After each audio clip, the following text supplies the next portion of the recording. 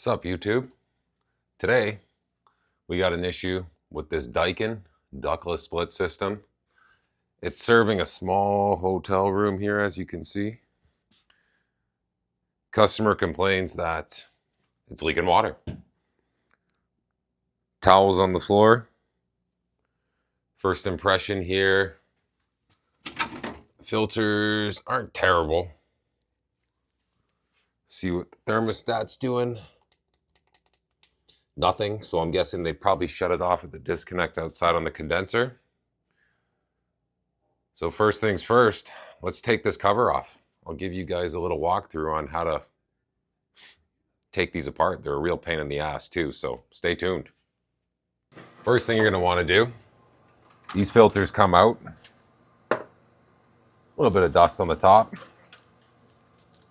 We'll wash these out later.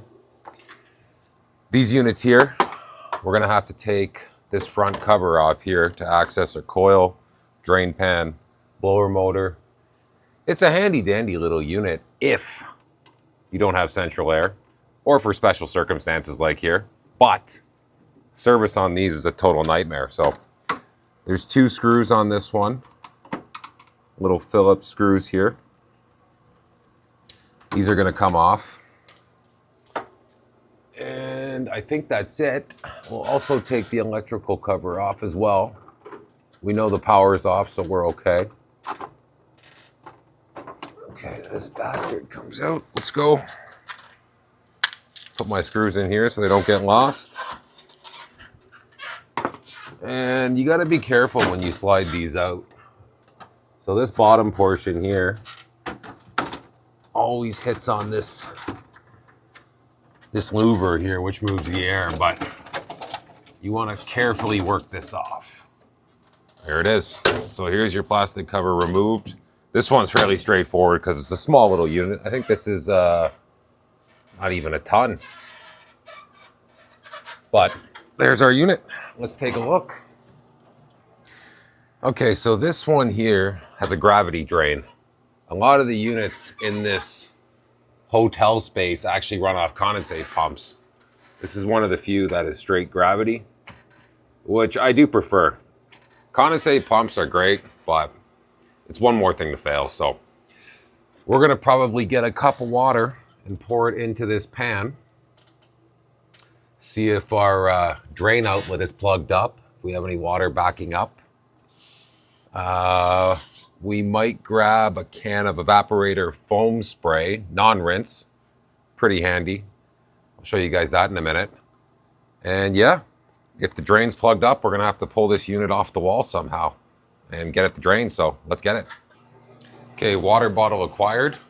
This is perfect to pour into this pan. So these units here absorb heat, hence the evaporator.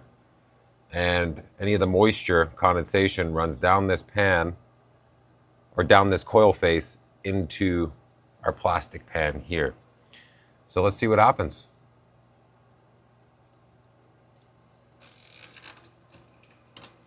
We're gonna dump a good amount of water in. Might do this 3 or 4 times. Nice. Take a step back. There's our drain line right there.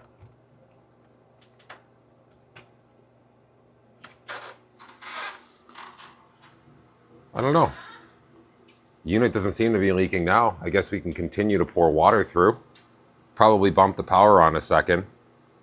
Let it run without the cover and pour more water in.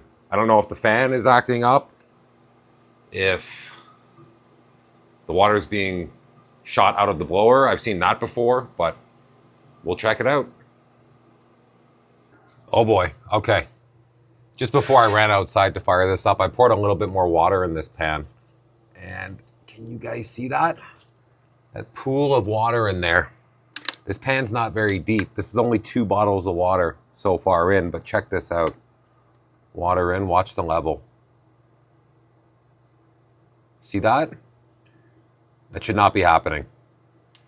Okay, so this call is very straightforward. This is actually good for all you homeowners out there because this unit can be used in commercial or residential. And I think a plug drain line would be probably one of the most common issues with these.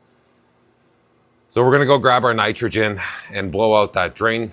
I don't know how easy it's gonna be to get at. I really wish I didn't pour all that water in at this point in time, because when I disconnect this drain, it's gonna spill all over the floor. But hey, that's part of HVAC service. All right, so when you get to this point here, this is the actual evaporator with no cover. There's these clips in the corner here that hook on to the wall bracket. So you're gonna wanna push up on them, both sides. There's one there, one there. This unit will come up off the wall. Now there's hooks on the top holding it too. Be careful not to disconnect those. Oh, and look at that, all the water's coming down. So here's your drain. Usually there'll be like this white, insulated, checkered pattern material that's kind of ribbed inside so it doesn't kink. We're gonna pull this out and be careful not to knock this off the wall. By the way, any of you homeowners that are watching this because you have a leaking ductless split, this is gonna be your problem 99% of the time. So we're gonna disconnect this.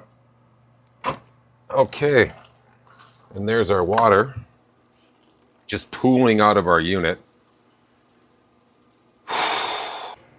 And it's still coming. That's quite the leak we have. So based on the amount of water, I'm going to assume that the inlet side to our unit, or the outlet, sorry, so our hose connected to our actual evaporator, is our problem area. But we're going to blow out both sides, and I'll show you guys how to do that now. All right, so what we're going to use to clear this out, it's going to be nitrogen. This will work great. I mean, most of you that are homeowners probably won't have this, but air compressor will work. Even if you put your mouth on the tubing and you give it a good blow, as funny as that sounds, but I've done that before too. So we got a 5-foot hose here with a little air trigger. And of course our nitro cylinder is almost dead, but we should have enough. Let's blow it out. All right. So first we'll do our outlet side. Oh, forgot to turn the pressure on. That'll help.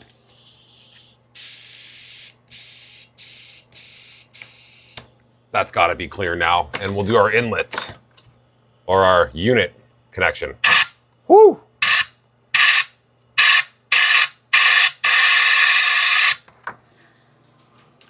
Now we're going to clean the coil with this Evap No Rinse made by New Calgon. So it has like a pleasant lemon scent to it. And when they say pleasant, it actually does smell good.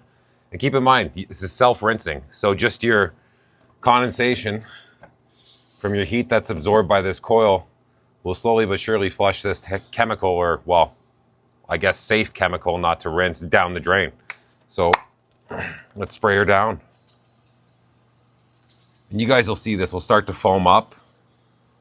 And essentially it just picks up anything in between your evaporator fins here. Any dirt, debris, any gunk that's possibly stuck in here. And for this small coil, we don't need a ton. We're just gonna kind of get the surface area. Should penetrate pretty well. And if you guys are looking to buy these, I got this at a local supplier, but I'm pretty sure your Home Depot will carry this. So yeah, we'll spray her down, let her sit for about 10 minutes, and then we'll put her back together. While we're letting that coil kind of sit with the chemical on it, these are your filters here. Every ductless split system comes with a washable style filter. So I'm just gonna use this sink for easy access here, but if you have a garden hose at your house or even at a commercial building, you can take it outside and spray it down. You're just gonna wanna get all the little bit of dust and crap that's stuck on here off. All right, so once they're all cleaned up, they'll look something like this. You can let these air dry, give them a little wave, dry them off with a towel, and we'll pop them back in, rebuild this unit, check the pressures outside. Okay, let's put this hose back together. All right, that's in there good. I'll give it a quick wipe down because our tape won't stick if it's wet. Nice. Wipe that wall. Drain hose is back in place. We're gonna tape this joint back up here. See, I would use a gear clamp, but this is, I wouldn't say flimsy plastic, but it's very flexible. So I feel like if I was to put something as strong as a gear clamp or any type of metal support strap, it might pinch this drain line and create like a gap.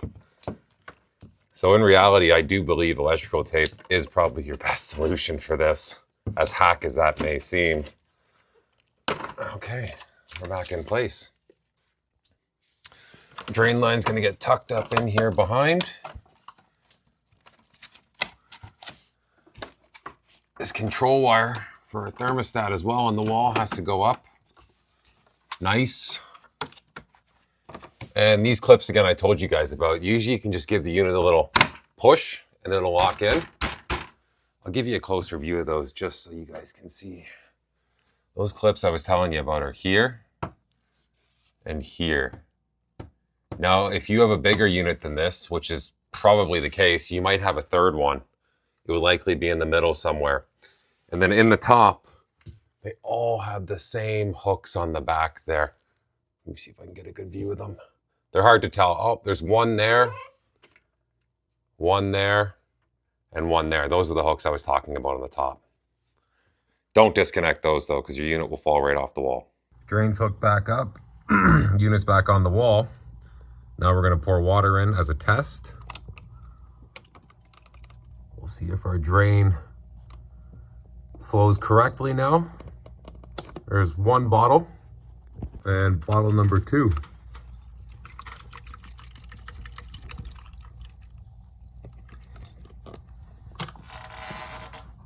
And look at that. Drain pan is already empty. No water pooling up inside. I think our leak issue will be resolved. Let's rebuild this unit, fire the power on, and I'll show you guys how to check the running pressures outside. By the way, guys, I apologize for the crappy audio quality from the last clip forward. I just dropped my receiver from my microphone and it broke. So hopefully you're still interested in the HVAC content. All right, let's throw this plastic cover back on. These can be a little tricky at times. Slide on the top, just like I said the first time. Watch this louver, this damper motor here. You don't want it to get jammed up. Okay, that wasn't too bad. We're gonna replace these screws that hold the cover on. One here.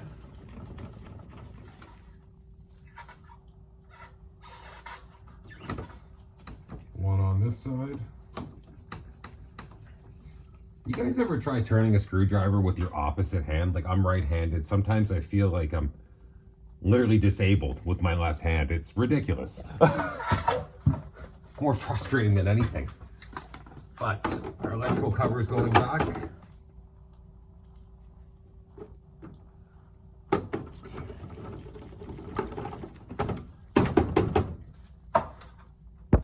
And finally, our nice clean washed filters. They just slide into these little ridges here, or that kind of guide, I guess you could say. You can't really put these in the wrong way. They only curve the way of the unit. So we'll place these. Nice. Unit's closed up. Let's go turn the power on and check the outdoor running pressures. Here's all the condensers for the hotel units. Of course, there's ours. We're gonna have to hop this railing. Okay. Nice. And unit 319 is right here. Power's back on. Let's go back upstairs, turn on that thermostat. And by the way, there's that drain line I was telling you guys about. It runs neatly through this nice piping chase all the way up to the 3rd floor. Okay, power's restored. Out of breath, going up and down 3 flights of stairs non-stop. It's never easy, but on-off button. Let's drop our temperature right down, 18°C. Louvers open up. Our run light's on. Blower's about to start. And I smell that pleasant evaporator coil spray. The lemon scented one, so that's nice. Cooling on these usually takes a couple minutes to register. So don't worry if you don't feel cooler originally or initially. And your fan will kick up in speed as well. So let's go outside and I'll show you guys how to use those gauges and check running pressure. So on these units here, our piping comes in the side. So you're gonna have a screw right there, that Phillips screw. I think it's just the one.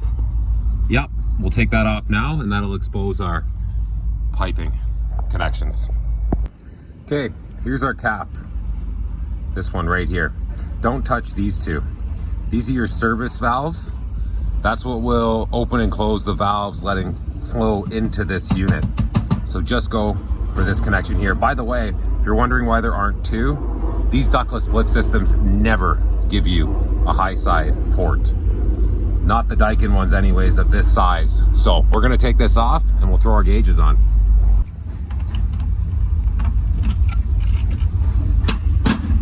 Okay, so we're gonna be using our low side gauge only because this is on our low side of the system here. And by the way, your standard 1/4" connection does not fit on these. This is a 5/16, so you guys are gonna have to buy an adapter. 5/16 to 1/4, and that goes right on your gauge to the unit. All right, let's hook this up. Nice. And that's what we're running with there. So again, I tell you guys in every video, but the pink scale is what we're using. This is 410A refrigerant. Our low side here is running an indoor coil temperature of 46 degrees Fahrenheit. So that's great. Usually on a 410A system, in a perfect world, you're running about 125 to 150, depending on how warm it is. Sometimes you can even be a touch higher. Depends on the load in the room. But this system here is running well. So pretty easy service call. Hope you guys enjoyed this one. Check in for the next.